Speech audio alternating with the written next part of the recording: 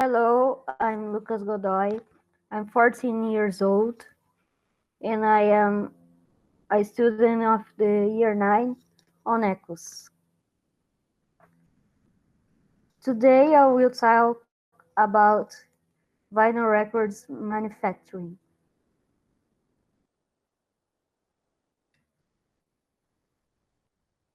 First, you have to record an album. After the recording is done, the songs go to a mastering studio to create a master recording.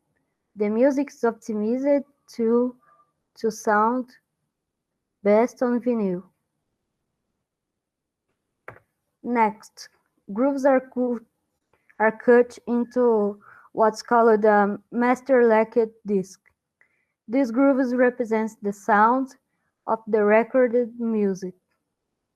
When a record player needle runs over these grooves, the needles moves up and down, creating an electric current, which when amplified and sent through a speaker, produce the music you are accustomed to hearing. Cutting the lacquer is a hands-on process. Here technicians monitor a record lathe, the record the machine that does the cutting, while it cuts a master lacquer. Once the grooves are cut into the disc, it becomes the master version from which most copies of the records will be made.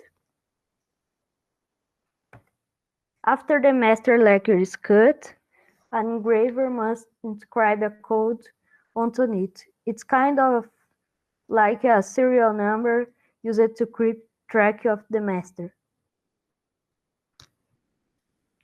So how exactly the copies are made? The master lacquer is first sprayed with silver and then dipped into a nickel bath. The nickel adheres to the disc in a process known as electroplating. Electroplating creates what known as metal master. The metal master pulls apart showing how its sides it's a mirror image of the other. One side has grooves, while the other has reeds. The side with the reeds was known as a metal stamper. And this is it. Thank you.